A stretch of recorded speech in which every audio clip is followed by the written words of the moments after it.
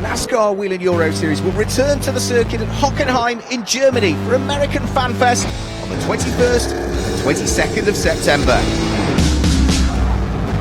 With the regular season complete, we're into the semi-finals and double championship points for the 2019 season. Heading to Hockenheim, just 15 points separate the top 3 drivers in the Elite 2 Championship, and 4 drivers are separated by 15 points in Elite 1. The battles will continue on circuit. Who'll come out on top in Germany and who will get maximum championship points? For more details, log on to EuroNASCAR.com.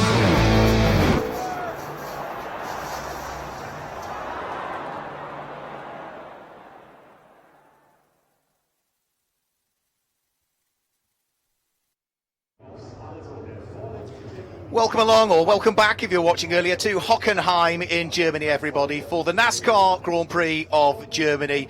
What will be coming up will be round 11 of the 2019 NASCAR Whelen Euro Series Elite 1 division on what is an iconic circuit. Circuit originally a triangular course on the edge of Hockenheim town that used to head out onto the forest roads before looping back in itself. But however, in 1938, the circuit was fundamentally changed and it remained with that layout for 63 years until it was reconfigured for more modern Grand Prix racing just after the turn of the millennium. Ideal conditions here at Hockenheim. However, for round 11 of the Elite 1 Championship for this year, we are not racing on what was the Grand Prix configuration. We are racing on what is the national configuration of circuit, which includes 16 corners to it. It's the 3.63 kilometre or 2.26 mile circuit. The 2018 race winners, Hezemans and Alain, are both on the grid, and they are both on the front row of the grid. It couldn't be poised any better. Hezemans also won yesterday's race for the Elite 1 division as well. Slightly longer race for Elite 1 this year. They will fight it out over 20 laps around this Hockenheim circuit. So, over what has been a busy weekend here in Germany for the semi-finals, which are double points, of course, the crowds have enjoyed some fantastic racing action over the course of the 2 races that we saw yesterday, one for Elite 1 and one for Elite 2. So let's look back at some of the action from yesterday.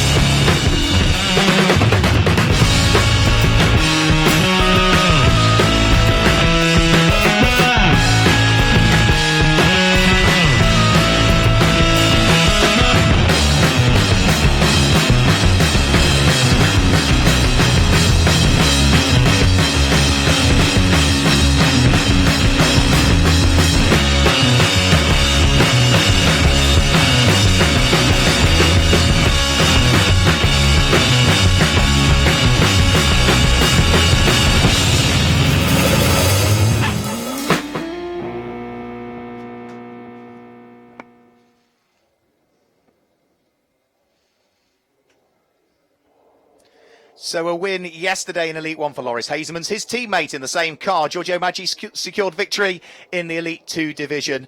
We saw some great racing action yesterday. It's time to catch up with some of the drivers down there on the grid. Andre is with the reigning champion, Alain.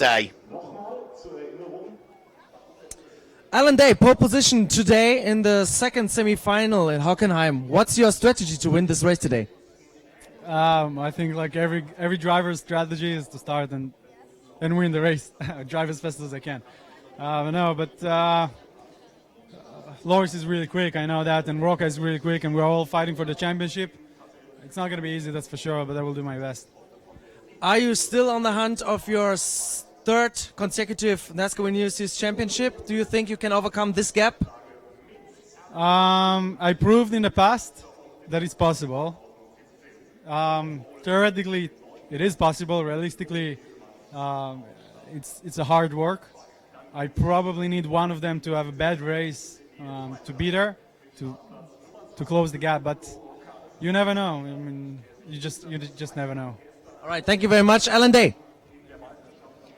Great to hear from Alain Day there. Yeah, you just do never know what lies ahead. We saw twists in the championship yesterday. Joining me in the commentary box for this one, I am delighted to say, is one of our Elite 2 drivers. Thomas Krasinas joins me in the commentary box. Thomas, your first visit to Hockenheim. Yeah, thank you for having me, for inviting me here. I'm really excited to be part of this commentary. And yeah, it is my first race in Hockenheim. I really enjoy this circuit. It's actually really fast and exciting for us, the drivers. And the races here are both are very exciting. You see a lot of overtaking, a lot of battles, and that's nice to see. That's why we need like circuits like this. It's amazing.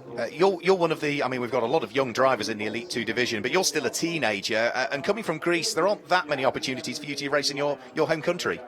No. There are Almost close to zero opportunities for me to participate in car races in Greece. That's why I chose the Euro NASCAR Series, because I think it's the best for me to prove myself as a driver and promote also myself as a driver again. Yeah. You were carrying the pride of the nation, of the Greek nation, on your shoulders individually, but you've got a fellow countryman on the grid here this weekend. Yeah, that was a very nice surprise. We have my friend Yanis Mirlis.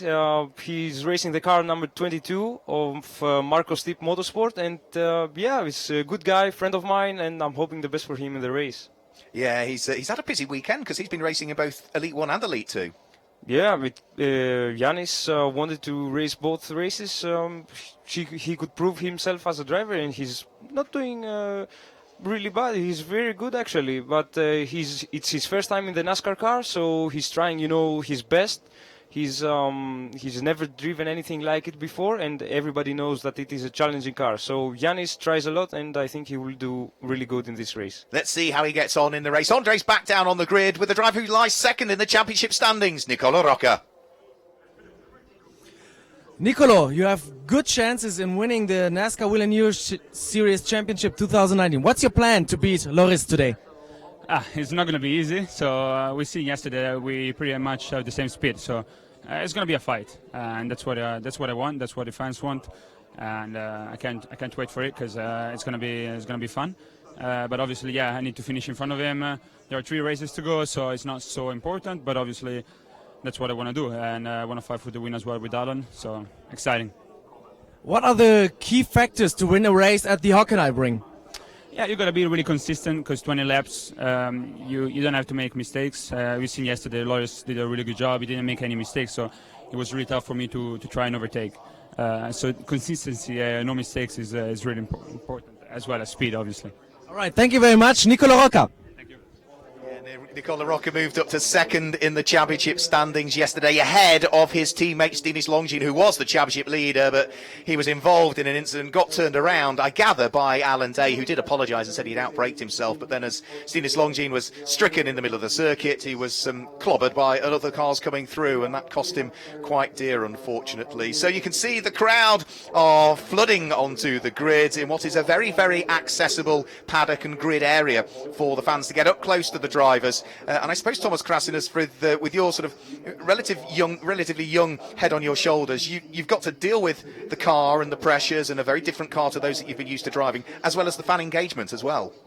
Yeah, for sure. Like the car that I'm driving here in the Euro NASCAR is much different to any other car that I have driven. Like the fastest car that I raced was a John Cooper Works with 230 horsepower, and for this season I came to almost 500 horsepower beast, in a very competitive racing series, and I have to say I really enjoy it. It's really fun. I don't think there's many drivers get out of a car without a smile on their face, and there was a big smile on the face yesterday for the race winner and the championship leader, Loris Hezemans, who's with Andre. Loris, you're the new championship leader of the NASCAR Whelen Euro Series Elite 1 division. You're now starting from second in the second semi-final. What's your strategy to beat Alain Day? Well, first of all, most important to keep in mind to finish, because we can see very quickly how when you don't finish the race, what it can mix up in the championship-wise. So that's going to be my key. Further, it's just going to be applying pressure, trying to get him to make a mistake. But if it doesn't work out, I'll take second. But it's always nice to win. What can we expect in the finals at Zolder? It's 3 races left now in the championship. What's your plan to become the new NASCAR Whelen Euro Series champion? Like I just mentioned before, consistency is key. So trying to finish as far as possible up front. And I think it's going to be really about also qualifying, especially Zolder, not an easy track to overtake. So getting in, hopefully pole position, and from there on, well, hopefully the championship. All right, thank you very much, Loris Hezemans. Loris Hezemans racing out in America. He did the Xfinity race out at Road America earlier on this season. He's also raced on the short ovals as well in America, and having just concluded his interview already, the fans are there wanting autographs. That's another important thing as well, Thomas, for young drivers like yourselves in Elite 2. You'll look to try and sort of progress your career, hopefully through the NASCAR ladder, heading in towards Elite 1, and the opportunities that presents, because remember, our champion for this year goes out to race in the Mexican series at Mexico City in December, so there are prizes on offer, aren't there? Yeah, the Euro NASCAR Championship is always it's been helpful to us, to the new drivers, to the young ones. It is a very nice championship to promote yourself as a driver, and yes, you get a lot of opportunities for to proceed, in your racing career. So that's why it's amazing. You also prove yourself as a driver, and you promote yourself as well. It's incredible. So we can see there's birthday boy there, Yuli Stelso, celebrating his 22nd birthday today. Just shakes the hands of Franck Violas there, who runs the RDV competition team and is busy signing an autograph with his hat on there. 22 years of age today, the reigning Elite 2 champion, stepping up to Elite 1. And while Ulis is a very, very quick and rapid driver, as was identified by his championship winning season in 2018, Elite 1 is even tougher. Elite 2 is tough this year for sure. There's some very, very quick rookies in the championship. And with the man alongside me, he is racing, would you believe, Yuli Stelso, 22 years of age, racing with the Formula 1 world champion, because Jacques Villeneuve, remember, is on the grid as well. And Yuli Stelso fully sinks himself into his racing, and the support of his family has been absolutely vital to him as well. And if anybody can go racing, Yuli Stelso is somebody that sums up the effort, the determination, and the fact that whatever issues you may have in life, that you can always find something that sort of ticks that box and satisfies you as an individual. And Yuli Stelso is a star for doing that. There we can see some of the film characters that have been wandering around, it looks like, over the course of this weekend, and it was the same last year, as though you're on a set of Star Wars, because it doesn't matter where you go, Darth Vader is there on the grid. I don't think he's going to issue the words for the engines to start, but it doesn't matter where you wander around the circuit, you see film characters everywhere, Thomas. It's great, isn't it? Yeah, it's fun for the people also. It's nice to see such a well-organized event, when you bring the characters from the movies, everybody has a lot of fun, you improve the image and everything, and it's really nice to combine Star Wars with these cars, It looks as though Andre has managed to catch up with somebody else on the grid. He had a disappointing day yesterday, was leading the championship, but is now lying third as a result of a DNF. Andre is with Stinis Longines.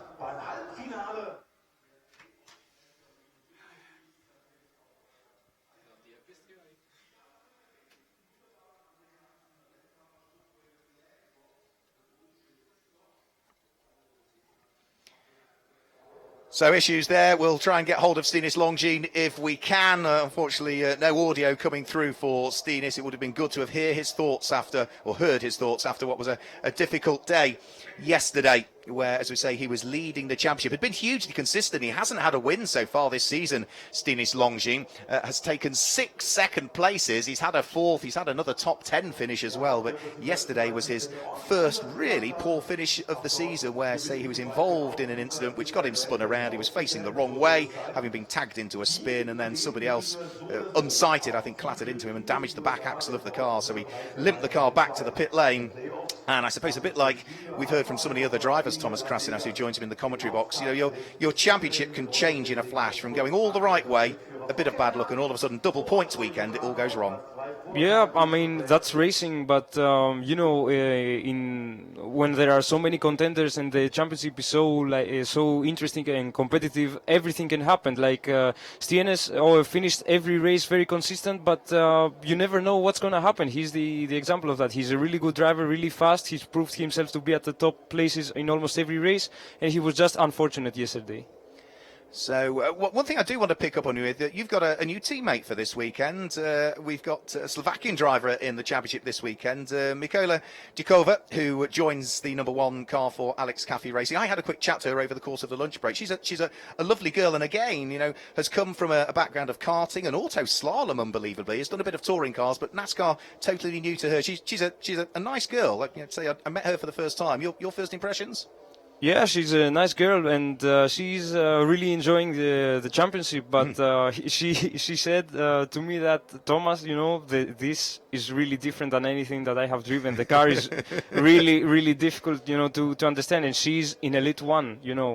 Her competitors are, from the first to the last one, really experienced with this car. So it's really difficult, for her to be immediately competitive against them. But she's trying. She seems to be improving every session with the car, and I think she will do well this race. She's absolutely loved it. There was a big smile on her face. As far as she was concerned, the right championship, the right car, the right team, she's loving it. Let's go through the grid then for this 11th round of the 2019 NASCAR Whelen Euro Series Elite 1 Championship here at the Hockenheimring. Remember, it is at double points. On the front row of the grid, it is the reigning champion, the back-to-back champion, Alain, that sits there on pole position, but it's the championship leader, Loris Hezemans, and yesterday's race winner that lines up alongside him. Row 2 of the grid, on the inside of the second row of the grid, is Nicolo Rocca, who had a great run yesterday to finish in second place overall, and alongside him is a driver that finished third yesterday, former Elite 2 champion, the Frenchman Thomas Ferrando, with his Ford for Cal Racing. The third row of the grid, 3 times a runner-up in the championship for RDV competition, it's Fred Gabillon, alongside a GT star that makes his debut in the championship at his home NASCAR Grand Prix this weekend for Mishu Motors, number 70, the Chevy of Daniel Kajevitz. On to row number 4, the inside of the fourth row, the 1997 Formula 1 world champion for Go Fast Racing. It's Jacques Villeneuve alongside the former Elite 2 champion and the only driver to have stepped up from Elite 2 and won a race in Elite 1. It's the Italian Gianmarco Ercoli. On to row number 5, that's where we see birthday boy, happy birthday, or bon anniversaire, Ulysse Delso, at the wheel of his number 36 car. Alongside him is the 69, which is the Team Bleekie-Molen car of Sebastian Bleekie-Molen. Row number 6, the 2009-2010 champion, the Frenchman Luca Lasserre, and for company, a driver who has won races in Elite 2, stepping up to Elite 1 for the first time this weekend for Texwec TF1 Racing, it is Guillaume de Flandre. 7th row of the grid, it's the 2 teammates for Racing Engineering, the Frenchman Romain Inieto, had a great run yesterday, and the most successful driver and a 3 times champion in the NASCAR Whelen Euro Series, the Spaniard, Ander Villarino. Onto the 8th row of the grid, and the inside of the 8th row, it's another Spaniard for Speedhouse Mishu Motors, it's Salvador Tinio Arroyo, and the first of the Scandinavians on the grid, it's the Swede for Memphis Racing, number 77, Alexander Graf. He should make progress from 16th on the grid. The championship leader until yesterday, Stinis Longines, has got work to do from 17th on the grid at the wheel of his PK Car Sport Chevy, and alongside him for the Club Motorsports is the Italian, which is Lorenzo Marcucci. Onto the 10th row of the grid, that's where we see Francisco Sini, recently having returned from his honeymoon, and alongside him a driver that is not scoring championship points this weekend for PK Car Sport. It is Dylan Derderle at the wheel of the number 98 car.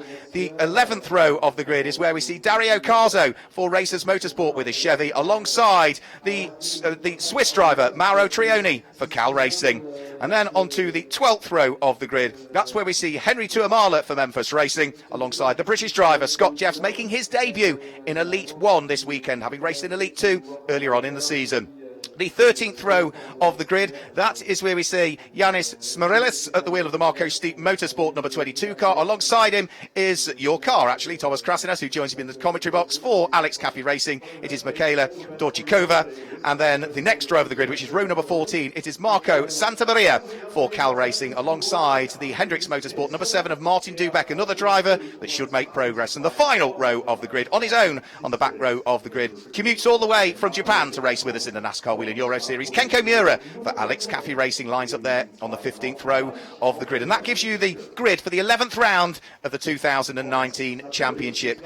Thomas Krasinas, who joined me in the commentary box, we've got some quick drivers drivers further down through the grid in this one after problems yesterday. On the 9th row of the grid, Stinis Longines was leading the championship, has got a bit of work to do, and you could argue also maybe the likes of Martin Dubeck down on the penultimate row of the grid could make progress as well.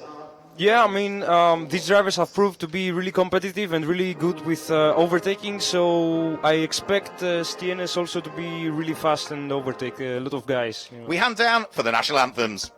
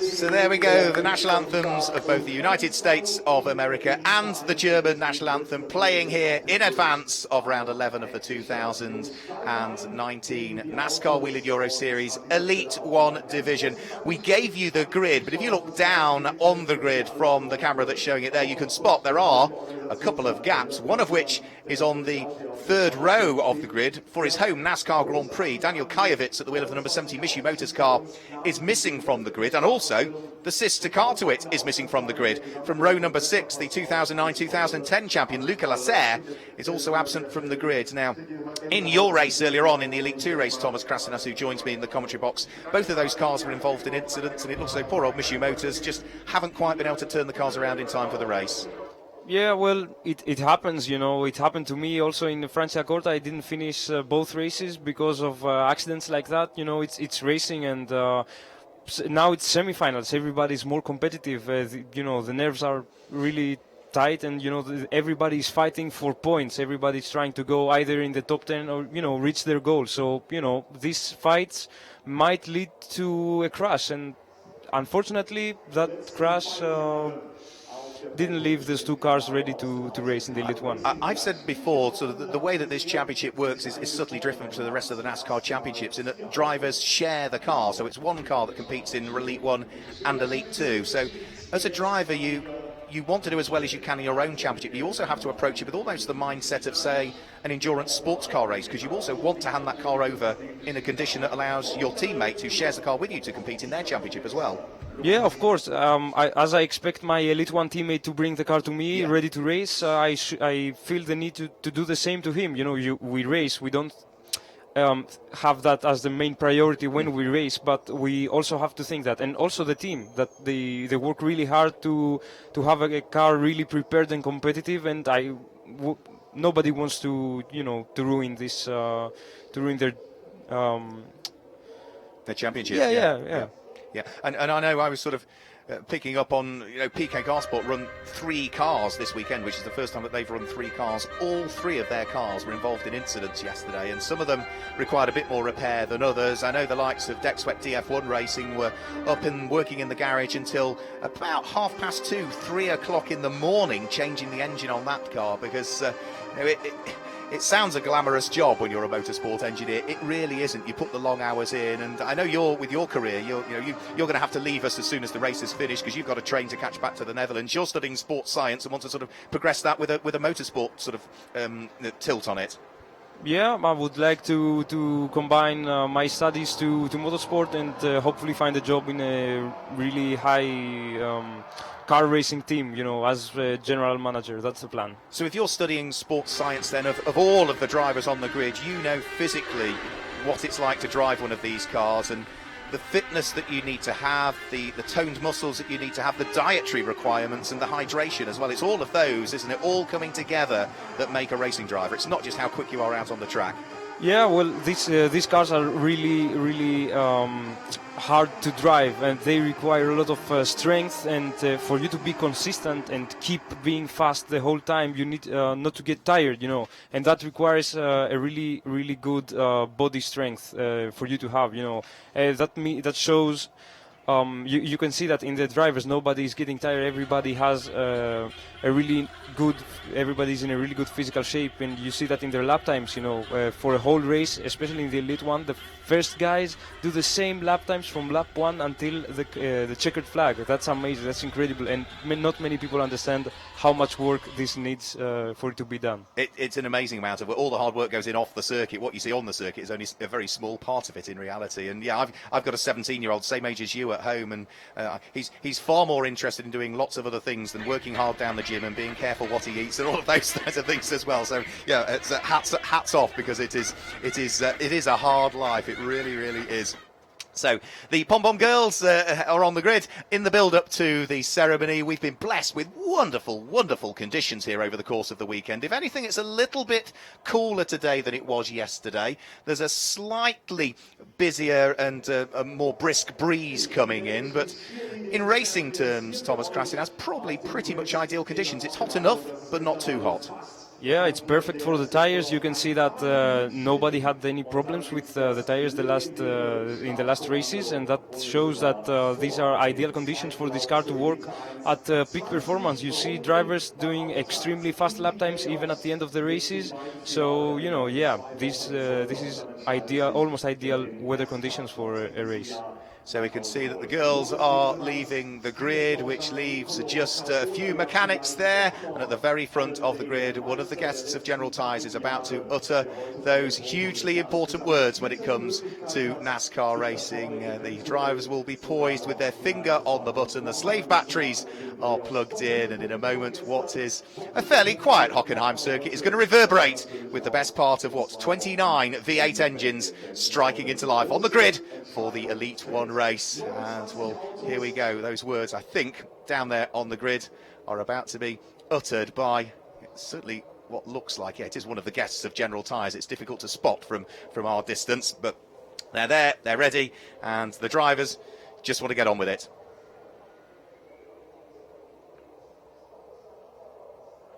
Manager von Tire Overnight, der Importeur für die neuen General Tire Reifen in der NASCAR Whelen Euro Series.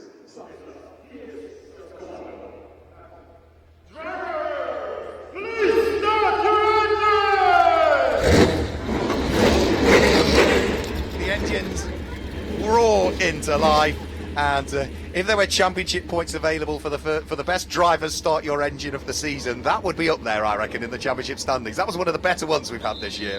We should all cast a vote as to who we think has done the best one of the season. Brands Hatch a few years ago springs to mind. We had a cracker. So the engine spring to life. You can see the two gaps on the grid. Remember, we are missing Daniel Kajevitz for his home NASCAR Grand Prix. He should be starting on the outside of the third row of the grid. You can see that towards the top of your screen on the left-hand side, and some 6 rows back on the right-hand side of your screen. You can see another gap there, which is where we should have had Luca Lasser. Now, when the cars are conducting their formation lap, Thomas Krasinas, those gaps still have to be there, don't they? In theory, the car should be bumper to bumper with the car ahead of them or behind them, but if there's a gap on the grid, that gap has to remain, I would imagine. Yeah, because it's another position. It's you take advantage of a missing space. No, we when there's a car missing, we do the formation normally, and we just act like the car was there. We're waiting normally for the green lights to go off, and then we start racing. Does it still give you even if you leave that gap, does it still give you a subtle advantage? Because rather than being bump to bump with the car ahead, you've still got a bit of space to accelerate into? You have a better vision when you have this a clear space in front of you, and that's good to preventing crashing into somebody in the first corners, because as you probably know until now, by now, a race start of Euro NASCAR is really difficult, because there's many cars really bumping into one each other basically in the first 3 corners always. So when you have this gap, you are able to see better and avoid accidents. Yeah, we had a few incidents and accidents yesterday. There was a separate driver briefing held just before this race where the series director, Jerome Galpin, and the race director, Philippe Godet, had a quick chat to the Elite 1 drivers and just said, come on, guys, at Venray, where we were confined by walls on the only oval, it all went green all the way. Yesterday there were a few incidents, and yes, it's an important weekend, but let's make sure that we score the championship points, and the only way you can do that is to bring the car home and not have the incidents that we had yesterday. So I'm all sure they've all heeded the warning. The cars are all out there, the 2 missing from the grid, lots of weaving to try and build the temperatures in the control general tyres that they all run. Those tyres having to work with the new damper and the new spring that were all introduced at the beginning of this season. And well, now we roll our sleeves up and get stuck in. Loris Hezemans leads the championship. Remember, he starts on the outside of the front row of the grid. He's 11 points ahead in the championship of Nicolo Rocca, the Italian driver that starts on 3rd position on the grid. So Hezemans is 2nd on the grid. Nicolo Rocca is 3rd on the grid. Stinis Longchamp, who's 3rd in the championship, starts down in 17th position as a result of his misfortunes yesterday. And Alain, who's 4th in the championship, starts on the pole position. We saw a great run yesterday for Tomo Ferrando, who moved himself up to 6th in the standings and 3rd in the junior category as well, which is for those drivers that are aged 25 and under at the beginning of the season. And Tomo Ferrando starts on the outside of the 2nd row of the grid, so it's all to play for in this one, Thomas Krasinas. This is where the drivers now are going to be fully focused on the 20 laps that lie ahead. Yeah, this is one of the most crucial moments of the race, a good start, and everybody, and I can say for myself as well, when the race is about to start, we are completely focused and ready for everything, because you never know what can happen in the first few corners, so you see absolute concentration in the eyes of these drivers. Yeah, they will be fully focused. They know what's at stake, and that man on pole position certainly does, Alain, because he made a mistake 12 months ago in the first race of the weekend here at Hockenheim and bounced back with a victory the following day. Well, he didn't have the best of luck yesterday. Can he bounce back with a victory today and do exactly the same 12 months later? We will find out in 20 laps time, or a couple more if we go green, white, checker, but let's hope not. For the final time this weekend in the NASCAR Whelen Euro Series, buckle up, we go green. The Elite 1 division, round 11 of the championship gets underway. It's a good start from Alain, who was almost bump drafted there by Nicolo Rocca as they head up towards turn 1, but Alain leads the pack in towards turn 1. Loris Hezemans slots himself through into 2nd place. It's a little bit wide coming out at the corner, but that gives room for everybody behind to safely make it through. Alain leads the pack in towards the braking area for turn number 2. Who's going to be in 2nd? It's Loris Hezemans that sweeps across the rows of Nicolo Rocca, who's there in 3rd place. Fred Gabion fighting it out with Tomo Ferrando for 4th and 5th. I think Fred Gabion might be through, and it certainly looks as though everybody has safely made it through at least the first couple of corners. They head round through the sweeping turn 5 at the Parabolica. Tomo Ferrando still side by side with Fred Gabion, but now number 27 car has the inside line. Big lock brakes from the Go Fast Racing 32 of Jacques Villeneuve, who runs wide at turn number 7, runs out onto the curbs and only now rejoins the tarmac, but has lost out to remain in Iata and is under pressure from Sebastian Pleeky-Molen as well. And through turn number 10 and turn number 11 they will thread their way, and it certainly looks as though in the early stages of this one Alain is just starting to try Thomas Krasinas and see what he can do. It was a good start from him, wasn't it? But the lights went out, he got the power down and hung on to the lead. Yeah, it's a really nice start, but you see everybody fighting, everybody really on the nerves, and yeah, they seem to be doing really well. By far, no big accidents. That's really important. And yeah, we're gonna have a lot of nice battles because you see everybody's really close to each other. And yeah, the next lap should be really exciting. I don't think the first lap has quite got to plan for Stinis Longin, who was the championship leader. He's got a little bit of damage to the front left corner of his car. In fact, it's the bonnet. Yeah, the bonnet is damaged and the front left corner is flapping away. So that's going to drop him down through the order. Race control might look at that and might decide that he needs to do a little bit of work there. Alain continuing to lead the race as they head in towards the braking area for turn number 2. Graphic showing, there we go, I was going to say the graphic was showing Thomas Ferrando leading, but yeah, it's Alain without question, and graphic now confirms that. Loris Hezemans in second position. It is Nicolo Rocca there in third. Thomas Ferrando ahead of the number 3 car in the hands of his fellow countryman, which sits right behind him, which is Fred Gabion, and then right behind Fred Gabion is the number 9 car of the Italian Gianmarco Ercoli. Ercoli, though, is under pressure from another Frenchman, Romain Iniesta, that sits behind at the wheel of the red and yellow Racing Engineering Ford in towards the braking area. They turn their way through turn number 8 up towards 9 and then on towards 10 and 11. I do love the way the sun glints off that number 3 Chevy in the hands of the 3 times runner-up in the championship, the Frenchman Fred Gabion. He's concerned with what's going on behind him at the moment. He's got cars queuing up behind him. First lap has all gone to plan. There through shot goes the flapping bonnet of Stinis Longin. He can ill afford another poor finish here, really, Stinis Longin. I spoke to him earlier on and he did say, you know, his championship hopes are more than dashed. He's going to have to rely on bad luck for others now to get his championship back on track. Well, at the moment, bad luck has really fallen his way on the first lap. They're about to come over the start-finish line and complete lap number 2. The lead 2 just starting to get away a little bit, Thomas Krasinas, as Alain and Loris Hezemans build a bit of daylight. Well, these drivers have proved to be extremely fast in every single circuit that we've raced, and right now you see them driving on the 100%, you know, that they can give. They're going extremely fast, even though they are fighting. And but you can see the other guys. Nicolo Rocca is gonna hunt them down as well. He's gonna concentrate, I think, more right now. He's a little bit eased up from the pressure of Thomas Ferrando, and yeah, I think he will look to close the gap to the guys in front and fight again for maybe first place or second one, but we'll see. Yeah, Nicolo Rocca finished in second position yesterday. The number 24 PK Cosmo Chevy sits third on the road at the moment. He's had 1 win so far this year, hasn't he, Nicolo Rocca? That came across in the Czech Republic for our first ever visit to the Czech Republic. And that was, a couple of rounds ago now. The previous one was in the Netherlands, the Czech Republic prior to that. But lead 2 with now, by the look of things, yeah, it's almost becoming a lead quartet, isn't it? 4 for the lead of the race, because Nicolo Rocca's started to catch up now and is bringing with him the 27 Cal Racing Ford of former Elite 2 champion Thomas Ferrando. So it's nearly 4 for the lead. There is Alain. He's still out front and leading. He has completed 3 laps so far and is going to look to see whether he can just pull away that little bit more as he heads round through the final corner and accelerates his way over the start-finish line. This time, though, it looks as though, right now, is the safety car coming out? Because all of a sudden, the lead 2 slowed and Thomas Ferrando sides his way by. I'm not quite sure what happened there, because all of a sudden Alain slowed and there's problems for his car. He's slowing out on circuit. Loris Hezemans, I think, reacted to Alain slowing, thinking it was a safety car, and Thomas Ferrando planted his foot right down into the floor of the car, side his way through to take up the lead of the race. That, Thomas Krasinas, was rather bizarre.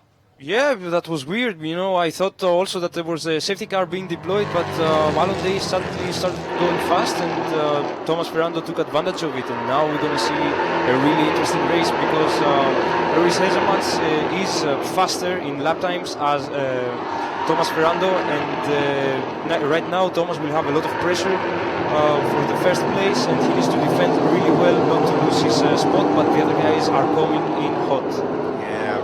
Really strange. And there is Alain. There was a problem with the car, and the back-to-back champion, the reigning champion, understandably, you just need to look at the walk away from the car, and that body language tells you everything that you could possibly need to know about what's just happened out there on circuit for the reigning champion. Thomas Ferrando, his teammate, picks up the lead of the race as a result of what happened there. Loris Hezemans is in second position still. Nicolo Rocca is there in third place. Fred Gabion is in fourth place, but under pressure from Gianmarco Ercoli. So Tomo Ferrando back to the podium yesterday for only his second podium visit of the season. Has never had a win in the Elite 1 division. He's had plenty in Elite 2 over the years, but he has not as yet won an Elite 1 race. Can he hang on to the lead? He is under pressure coming out of turn 1 from Loris Hezemans, and now the queue of cars is starting to build, Thomas Krasinas.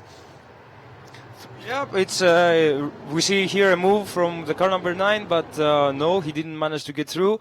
As I told you, you see Thomas will have a lot of pressure from Loris Hezemans. He seems to be going extremely fast, and now he makes a move. No, he didn't pass, and you see a very big train of cars. So right now we're gonna see a lot of battles. Every one of these guys, up until the last red and yellow car, is fighting for first place. You can say that you never know what's gonna happen. And as you see now, the first three seem to be a little bit off the rest of the group, but yeah, we have time. We have 15 more laps, and we'll see. It's 7, isn't it, in reality, fighting for the lead of the race. Tomo Ferrando, Loris Hezemans, Nicolo Rocca, Fred Gabion, Gianmarco Ercoli remain in Ieta, and then the 3 times champion, the most successful driver we've ever had in the NASCAR Whelen Euro Series, the Spaniard Ander Villarino, is at the tail end of that little pack of cars at the wheel of the second racing engineering car that we've got. So up towards the conclusion of another lap. This is lap number 5 at the moment. Loris Hezemans wants to attack. He's certainly got to defend at the same time, because any opportunity for the Italian Nicolo Rocca to squeeze his way through, the number 24 PK Car Sport will do exactly that. The localised yellows that we had out on circuit between turns 1 and 2 have now been withdrawn, so every opportunity to overtake they can utilise now, and this could be the one here for Loris Hezemans. A great queue up through turn number 1 gives him the inside line for turn number 2, and surely Tomo Ferrando is going to lose the lead of the race, but can he close the door on Nicolo Rocca? And Nicolo Rocca might be able to hang on to second if he can. So Tomo Ferrando round the outside at 2, gives him the inside line at 3, up towards 4 and on towards 5 they'll go. It's just a 1-place loss for Tomo Ferrando, but that, Thomas Krasinas, was a beautiful move, wasn't it? Teed up at turn number 1 by Loris Hezemans on the exit of the corner. It's given the inside line for turn number 2. Yeah, but now it's a really crucial point for Nicolo Rocca, because if he wants to catch Loris Hezemans, which seems to be going extremely fast, he needs to overtake immediately Thomas Ferrando, and he does it. He needs to keep his position so that he can try and catch up to Loris Hezemans, and yeah, he seems to have done it, and now he needs to concentrate, not lose his position, and try to follow and close the gap to the current leader, Loris Hezemans. Yeah, good move by Nicolo Rocca. Did make it through in the end, but Tomo Ferrando saw him coming, and yeah, Nicolo Rocca was on the very edge of adhesion there. There is a drive-through penalty for a starting procedure infringement for the number 8 car of Dario Carzo, so that is rather going to undo the good work he was hoping to do in the Challenger Trophy, which is for those bronze and silver graded drivers that enter the Elite 1 Championship. So that will drop him down through the order. Over the start-finish line goes our race leader. Loris Hezemans now picks up the lead of the race. And as he goes through it over the start-finish line, the gap between himself and Nicolo Rocca is 1.3 seconds. There's number 48, Ander Villarino, we've just seen. He's at the moment bottled up behind his teammate, which is Romain Iniesta. Romain has so far this weekend had, well, certainly in qualifying, had a really good qualifying, but the race yesterday he ultimately finished down in 21st position, the Frenchman, so didn't quite go the way that he wanted.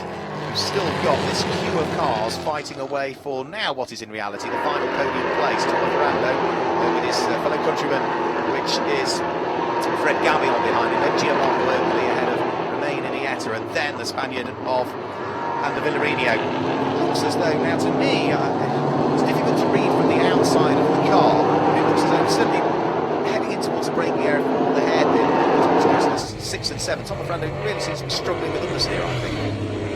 Yeah, you see, depending on how you use the, how much pressure you put on the car, the tires wear out in a different way. If you defend in left side corners, you might have more damaged tires on the left side. You know, it's an usual phenomenon to see these things happen. But the important thing for Thomas is to keep steady and defend his position, because you see Fred Gavillon, he's going really fast. The car number 9, Ercole, he's coming also really fast, and they're looking for a place in the podium. Yeah, so over the start-finish line go the leading pair. Does the gap come down? Yes, it does, because Nicolo Rocca just posted the fastest lap of the race we've seen so far. 1 minute 33.528 brings the gap down to just 0.6 of a second between himself and Loris Hezemans. And now further back down through the order, Gianmarco Ercole looking to try and squeeze his way up the inside of Fred Gavillon and makes it through. So up to 4th goes the number 9 car of the young Italian. Down to 5th goes the Frenchman, which is Fred Gavillon at the wheel of the number 3 RDV competition Chevy, and it's not going to stop there, because he's got 2 Fords from Racing Engineering queuing up behind him, the first of which is the 88, the red and yellow car of Romain Iniesta, and again a lock break from Fred Gavillon opens the door for Iniesta to squeeze his way through. Gavillon's offline, Iniesta runs wide, also under Villarino looking to try and capitalise and gain a place on Fred Gavillon as well, who tries to fight back heading in towards turn number 8, but he's not quite going to make it stick there, so that's 3 places lost in the 1 lap for Fred Gavillon. And that's the difficult thing, Thomas Krasinas. If you make a mistake or you're pushed offline or one car gets through, it's so difficult to close the door and prevent the rest squeezing their way through. Well, you see, NASCAR is close racing. Everybody is really close to each other. You see big train of cars, coming, and everybody looks to take advantage of some other driver's mistake. As this is an example, like the move from Fred Gavillon didn't pay off as he wanted to, and now he lost 3 positions, and he needs to push really hard to overtake these really experienced opponents of his to get back on the run for the podium. We've lost 1 car into the gravel trap up at turn number 12. I can see through the commentary box windows, and I think that might be Sebastian Bleekie-Boland that's backed the car into the gravel trap. So that for the moment will be covered by localised yellows. It won't worry the leading 2, because they're already half the way around the next lap as well. Lap number 9, Hezemans still continues to lead, but the gap between himself and Nicolo Rocca comes down to just 0.3 of a second at the end of lap number 8. The pair of them are well and truly up the road from Tomo Ferrando, who this time is about to be pushed onto the grass slightly by Gianmarco Ercole, trying to squeeze him. Fair racing by both, just enough daylight between the pair of them. Ferrando is on the inside line for the next corner. Ercole might lose a place here. He was looking to attack. He's certainly going to have to defend, and now on the outside line, Romain Iniesta at the wheel of the 88. Ford's going to go through, is he? Ercole just about sticks his elbows out to hang on to the position.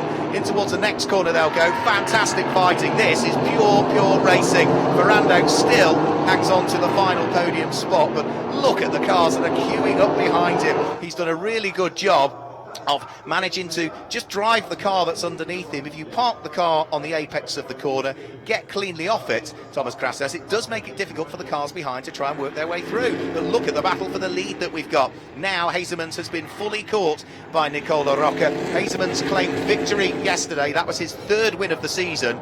3 back-to-back wins, more importantly, and all of those at different circuits, remember. 1 at Most in the Czech Republic, 1 at Venray on the only oval in the championship, and 1 here at Hockenheim. Could he make it 4 back-to-back wins, or could Nicolo Rocca unlock the door to his 2nd win of the championship season? The pair of them now head on to lap number 10. And while they are a long way up the road, they're 5 seconds up the road from the battle for 3rd position. So it's just going to show how much Tomo Ferrando is slowing the cars up behind him, but doing a really good job of hanging on to the place still. Yeah, I told you, he needed to defend his positions if he wanted to keep up. We see car number 1, my car, actually. I think she spun out, but anyway, yeah, back to the battle of the first place. I told you, Nicolo Rocca had to make a move, overtake Ferrando really fast, and then rush to catch Loris Hezemans, and he proved to do that with the fastest lap of the race, and now he's battling for the first place. Also, we saw Ricky Mullen actually being the one that was out to the gravel, and now, yeah, we're back on the battle for the first position, and you see Nicolo Rocca pushing really hard, pushing Loris Hezemans really hard for the first place. Yeah, they were just coming up towards the point of the circuit where there are double waved yellow flags currently as a result of that car having gone backwards into the gravel trap, which was Sebastian Bleekie-Boland. The leaders pretty much overlapping almost as they headed in towards turn 13 that time. There's the first of the waved yellow. The double waved yellows are just a bit further up towards turn number 12, but the battle for the lead is still very much on. Look at that, bumper to bumper, a little nudge in the tail end of Loris Hezemans just to let the Dutchman know that Nicolo Rocca is right behind him. Well, I suspect he knows already because there's a very large Chevy in his mirrors. The spotters will be telling him what he needs to do, and Nicolo Rocca is making his presence known, weaving around, doing what he needs to do. His teammate, Nicolo Rocca, by the way, Stinis Longin, was down in 16th. He's picked his way up to 13th, and there is a problem for Mauro Trione at the wheel of the number 31 Cal Racing car. The Swiss driver looking as though he is out of the race. The battle for first still continuing on the circuit. Loris Hezemans, who has been, of course, racing in the Xfinity Series. We saw him go over to Road America to race in the Xfinity Series, where he was on for a top 15 until it sort of all went wrong towards the tail end of the race. Is doing a wonderful job again there. You could see just how late Nicolo Rocca was on the brakes there. The rear end almost sort of got away from him there. Yeah, that was unfortunate for Nicolo, but you can see when you put a lot of pressure in these cars, you might block the tires, and right now this is a huge advantage for Loris Hezemans. He needs to keep this gap if he wants to win, because Nicolo Rocca seems to be extremely fast right now, and if Loris Hezemans wants to win, maybe he needs to keep this distance, because I don't think Nicolo Rocca is going to be much more patient. There's a little bit of traffic just up the road, O'Neill, to deal with. That's Mauro Trione just having recovered from his spin. Now we've also got Sebastian Bleeky-Molen's car out of the gravel at turn number 12 with full green all the way around the circuit. There's no localised yellows anymore, so they can crack on with it. Mauro Trione, I think, is going to get caught on the start-finish line, so might just blend out of the throttle. Yeah, sensible driving from Mauro Trione, who is a really likeable guy, just hasn't had the look this year. He sees the front runners coming, moves well and truly out of the way, blends out of the throttle, through they go, no issues at all. 12 laps completed. Tomo Ferrando, here's the fight for third, fourth, fifth, 6th and 7th place. Tomo Ferrando under attack from Gianmarco Ercoli, who leaps over the curbs at the inside of turn number 1, gives him the inside line for turn number 2. Surely the Italian has got the run on the Frenchman, and again Tomo Ferrando now needs to try and close the door on everybody else that wants to go through. Ercoli is through. Ferrando braves it out round the outside at 2 to give him the inside line for turn number 3 to try and prevent the Frenchman Romain Iniesta going through, and he's done beautifully again there. Tomo Ferrando just lost the 1 place when he was in danger of losing a fistful, but it's not done and dusted yet. In a straight line, can Romain Iniesta do anything? He's later on the brakes, the 2 Fords side by side, but the door closes. Tomo Ferrando this time is just about able to hang on to 4th position. He has had a very busy race, and it's not going to stop there, because he's still got the 2 Racing Engineering Fords queuing up behind him, and then the RDV competition RDV competition Chevy of Fred Gabion, which is right behind as well. This is wonderful racing here, and such has been the close racing that we've had. The extra briefing that was given to these drivers just before the start of the race seems to have worked for the moment, he says in brackets, just to caveat it. Up towards the conclusion of another lap come the leading pair, Loris Hezemans and Nicolo Rocca. How hard, Thomas Krasinas, is it to keep pushing as hard as Nicolo Rocca has pushed? Because he lost the gap. He's now right back on the coattails of the race leader again. Well, it's extremely difficult, and you see Nicolo Rocca has managed to do the fastest lap times of the weekend, and he's actually, I believe he's giving his everything, because he's really everybody would be really excited when they have a championship fighting chance, and he wants to make the best out of it, and that's why you see he's 2/10 of a second faster than Loris Hezemans. He's on 1:35.1, and Loris Hezemans is on 1:35.3, but now you see battles between Thomas Ferrando and the 2 cars from Racing Engineering side by side, fighting for this 4th place. And it's amazing. Thomas Ferrando goes outside a little bit wide, but now it's really exciting battles. Under Villarino trying to pass as well. Thomas defending. Frederic Gabillon also behind. Oh my God. Jacques Villeneuve also coming as well, really fast. No, it's crazy. Look, Jacques Villeneuve is now right behind the car of Fred Gabillon, and he still has 7 laps to make these overtakes and actually go for 4th place. So I believe we're going to see really exciting battles in the last 7 races. Yeah, 2 more places lost there. Both of the Racing Engineering cars going through, Romain Iniesta and Villarino. It's still a Ford that leads, but look at the Chevy that's right behind him. Hezemans for Hendricks Racing and Nicolo Rocca for PK Car Sport, and off the circuit has gone Dario Carzo's car with lots of steam or smoke coming from the front of that, and that that is not in a particularly safe place. That is through the kink, the very fast kink at turn number 15, where he's pulled the car off on the exit of the circuit. So that is not, I would suggest, in a particularly safe place for the car to be, or really a safe place for our marshals to go out and try and get it out of harm's way. So we might require a caution here. And there you can see a damage to the front end of his car, and indeed it does look as though, yes, safety car is coming out onto circuit. We had gone green all of the way.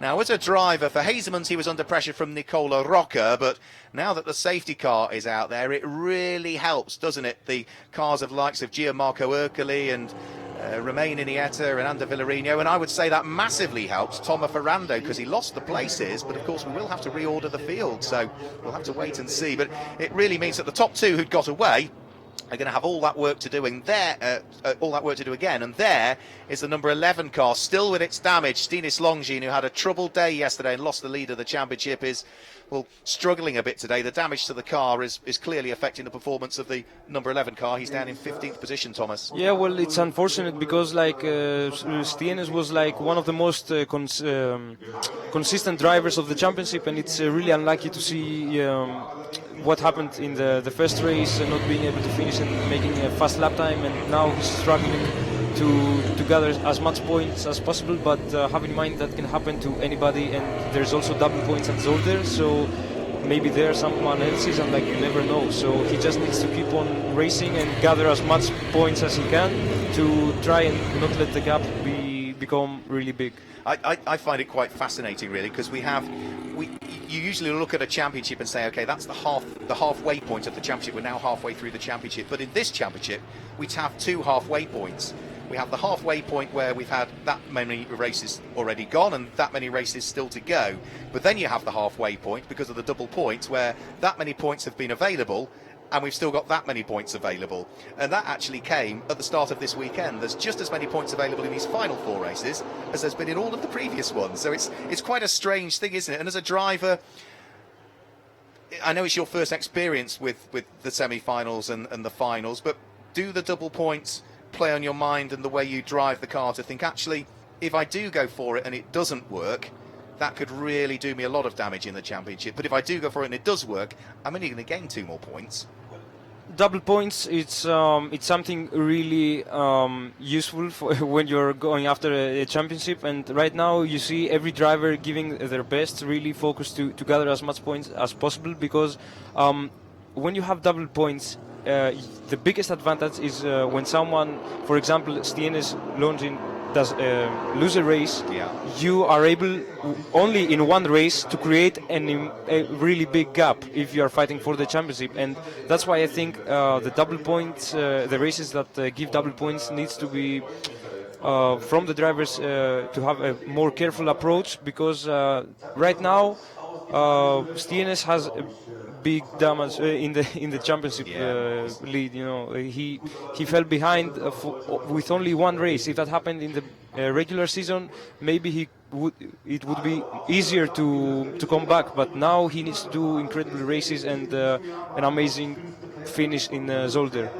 Well, yeah, it's just been a rotten weekend for him. So Dario Carzo walks away from the car, looking at the marks down his leg. It does make me wonder whether that car might have been on fire a little bit, as to whether that's either scorching or extinguishing. We saw some lots of smoke coming from the front end of it. But the 57-year-old Italian is out of the car. He was runner-up in the Challenger Trophy last year. He was the Legend champion back in 2015. We've seen him previously racing in the likes of the Ferrari Italia Championship and the Italia GT Championship. So huge amounts of experience. He's actually the oldest driver that we've got in the Elite One field in the 2019 season, 57 years of age. The youngest is just 20 years of age, which is Guillaume de Flandre, making his debut in Elite One this weekend, but already having won 3 races in Elite 2 over the course of the 2018 and one in the 2017 season as well. So lap 16 we are on, but under full course caution here for the NASCAR Grand Prix of Germany, our last semi-final of the 2019 season, before we pack things away and just in 2 weeks' time head to Zolder in Belgium over the weekend of the 5th and the 6th of October for the double points finals. And it'll be a weekend that guy there, number 11, Stinis Longin, really wants to forget. A 10-week break since we were on the oval at Venray. During that 10 weeks, Stinis Longin has become a father for the first time, and I gather a new addition, baby Longines, will be at Zolder in a couple of weeks' time to sample the NASCAR Whelen Euro Series at the age of, what, just 4 weeks old, probably 5 weeks old for the first time. But yeah, for Stinish Longines, it's been a tough old weekend, but he will bounce back for his home NASCAR Grand Prix and try and minimise what I'm sure is the big undoing of his championship aspirations. Remember, that is a driver who, despite the fact he was leading the championship coming into this weekend, he's still not won a race in the Elite 1 division. He's the most successful driver in one of the most successful drivers in Elite 2. He's on 9 career wins in the Elite 2 division. There's only one driver that's ahead of him in Elite 2, and that is Tomo Ferrando, who is also now running in Elite 1. So most of the successful drivers from Elite 2 do the right thing, step up through the ladder into Elite 1, and in the case of a few of them, go over and sample things on the other side of the Atlantic as well. And remember, for our Elite 1 champion this year, they do get the opportunity to head over to the Mexican Series and race at the Mexican Championship round at Mexico City that takes place towards the tail end of the 2019 season. So Hezemans under safety car here is leading the pack. There is number 31 Mauro Triode. He should get free pass, I would have thought, and will be waved through by the safety car observer very shortly.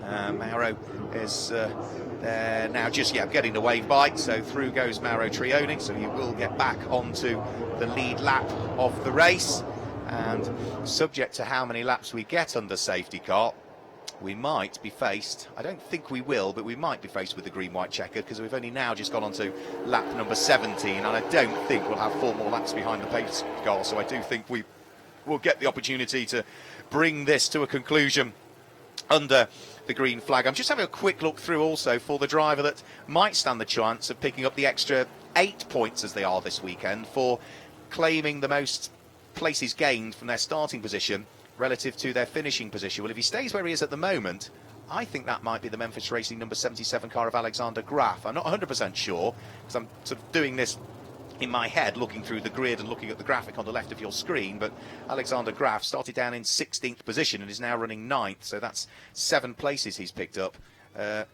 Martin Dubek, no, well spotted, Thomas Grasinas. Yeah, he started 28th. Yeah, well done you. And is now running in 13th place. I said at the beginning of the programme, didn't I? Watch out for Martin Dubek at the back of the grid. And yeah, well spotted by you. 15 places. That's hard work.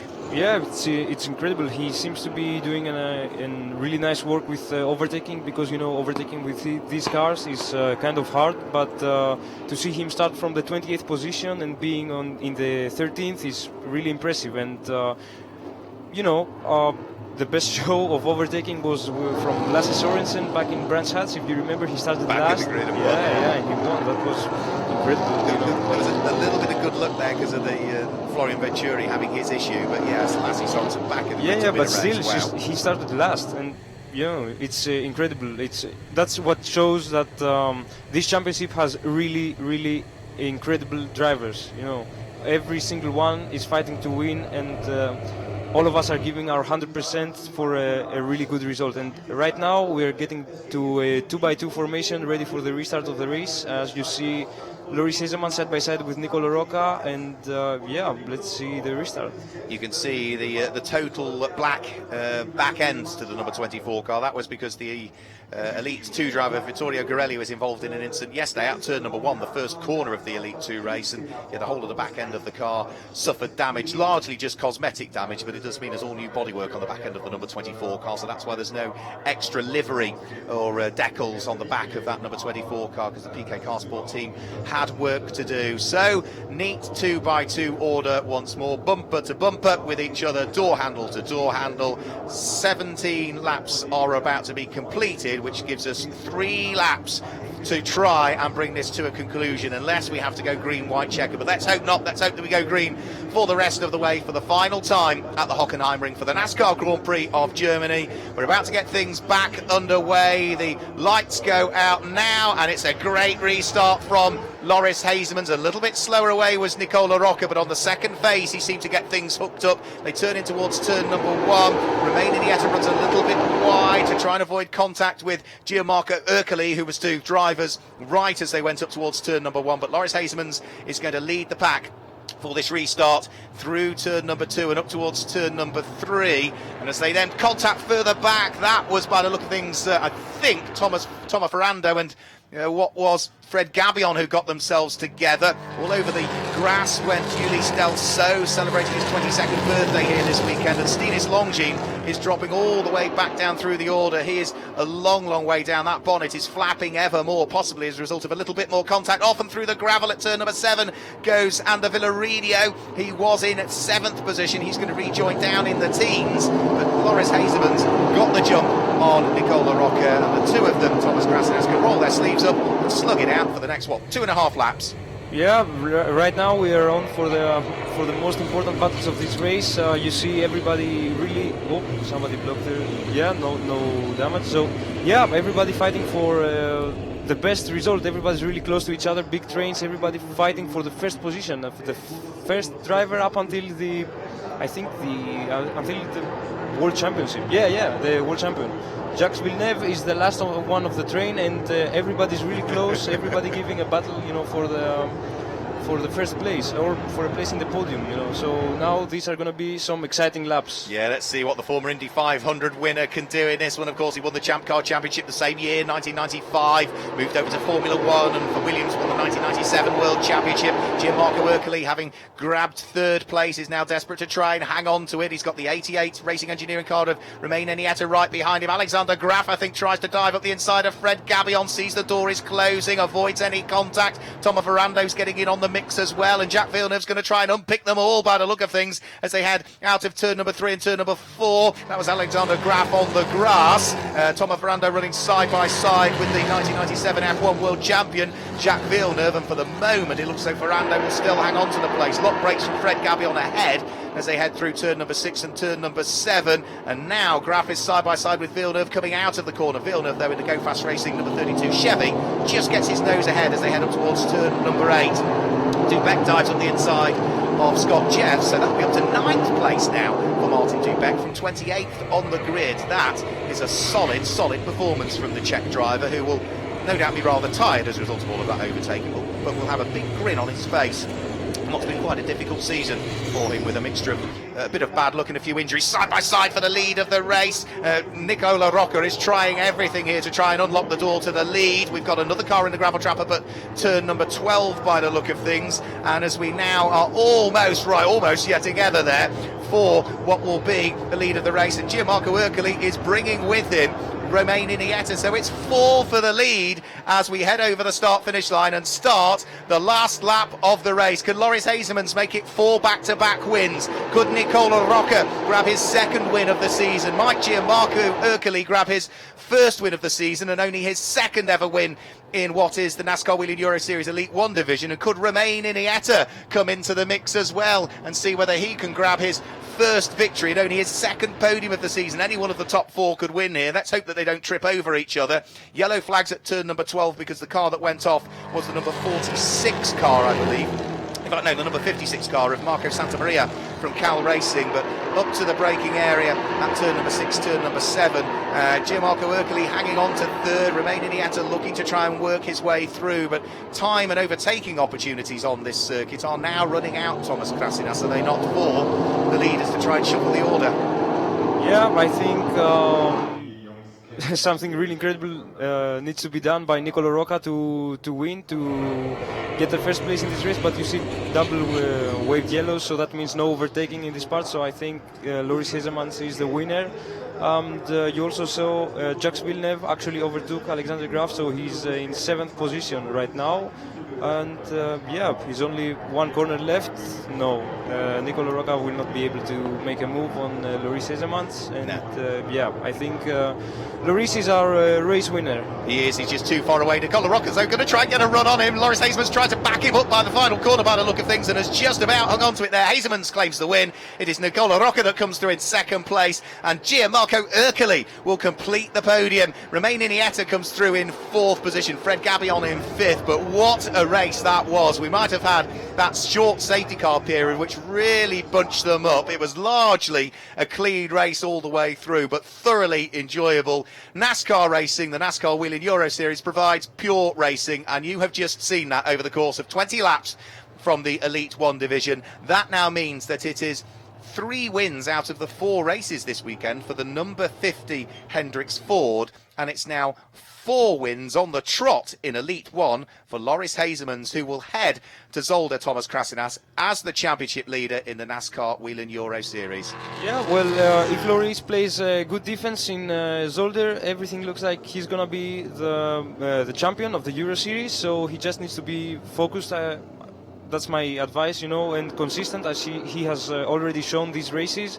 I think he can do it. He just needs to be lucky and not have an incident that will cost him points, because Nicolo Rocca is not far away, and he needs to finish in front in order to keep the championship hopes, alive. It's all about consistency, isn't it? All about consistency. I know you have a train to catch because you've got to head back to the Netherlands. You've got university tomorrow, but thank you for joining me in the commentary box. I hope you've enjoyed it. Yeah, thank you for inviting me again, and it was a nice experience, and see you in Zolder. Thanks a lot. There we go. Thomas Krasinas, the Elite 2 driver who's been racing with Alex Cappy Racing all the 2019 season. We'll catch up with him at Zolder again, but thanks for joining me there, Thomas Krasinas. And we wish him all the very best as we head towards the finals in Zolder. But yeah, he's got to disappear. He's got a train to catch and has taken the time out of his busy schedule to come and join me in the commentary box. So the cars heading back around on their slowing down lap. Just to confirm the classifications then for round 11 of the 2019 championship season. Loris Hezemans comes through to grab the win.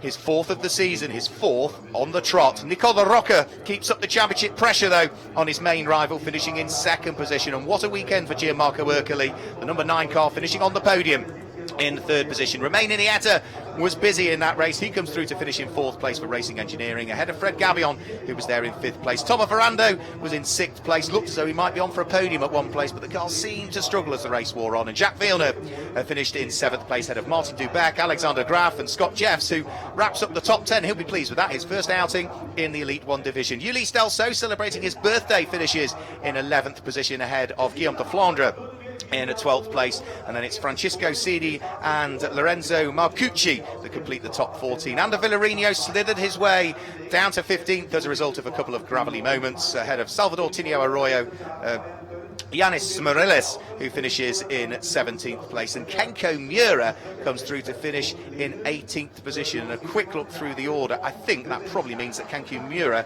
picks up the Challenger Trophy this race for those bronze and silver graded drivers that enter the Elite 1 Championship. So only 24 hours ago, the number 50 Hendricks Ford, in the hands of Loris Hezemans, went to victory lane for the 3rd time this season. And a bit like London buses, you wait for one and a couple come along at once, because for the first time this season he has claimed 2 wins on the same race weekend. He's not the first driver to have done that, because Ander Villarino did that in both of the races in Valencia. In Franciacorta, Alain claimed both of the races there, but now here at the Hockenheimring, both of the Elite 1 races go the way of the Dutchman and the new championship leader, Loris Hezemans, who is going to have extended his championship lead by a few points over Nicolo Rocca. Haven't done the math, but I think there'll be a 21-point gap between the pair of them as they head towards the double points finals at Circuit Zolder in just 2 weeks' time. So it is all still very much to play for. And as we've seen from poor old Stinis Longines, who was the championship leader coming into this weekend, how his championship fortunes have made a turn for the worst, very sadly, because he lost the championship lead yesterday, dropped him down to 3rd in the championship standings, and in that race he was struggling with the car in the end and only just managed to scrape a top 20 finish, 19th in the end for Stinis Longines. So there's Loris Hezemans, top step of the podium he will be heading to. He's in victory lane at the moment and enjoying the moment for the 2nd time this weekend, the 4th time on the trot. He is a winner in the NASCAR Whelen Euro Series. And, well, you can see just what that means to him and the team. And, well, Loris Hezemans now is going to have added 2 more victories to his tally.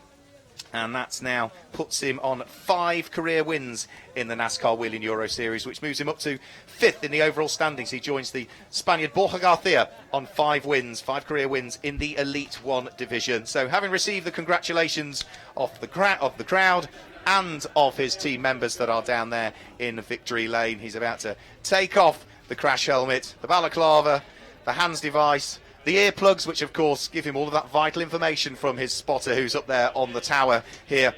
And then he will grab a quick word with Andre, who's down there with the race winner in victory lane. Okay. Loris, your 4th consecutive win in the NASCAR Whelen Euro Series, and you're increasing your championship lead. How do you feel? Amazing feeling. I mean, I cannot thank the team enough. We had some issues early on, and they did an amazing job to fix the car. It was tough though. I mean, I think Nicolo was for sure faster. I think it could also be seen, but I mean, if you fight hard and try to hold on to it, this is what you get.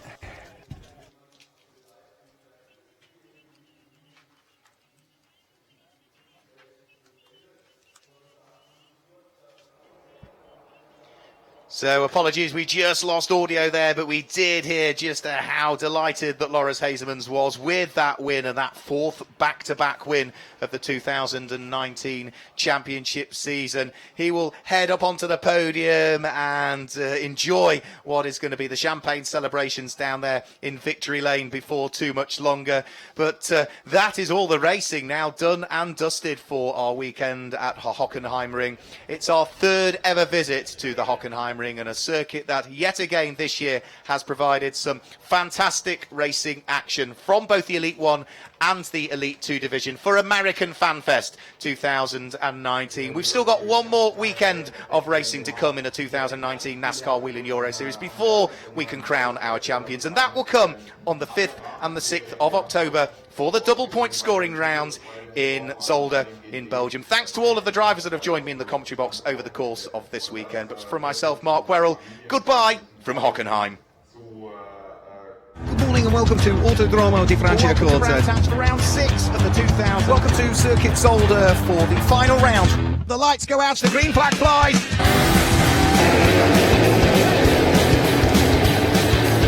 It's all very tight up towards turn 1.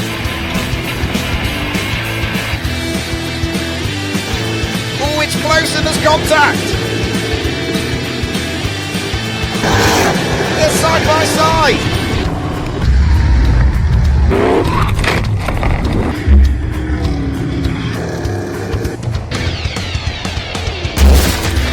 When the checkered flag falls and the race is done, there's always time for celebrations.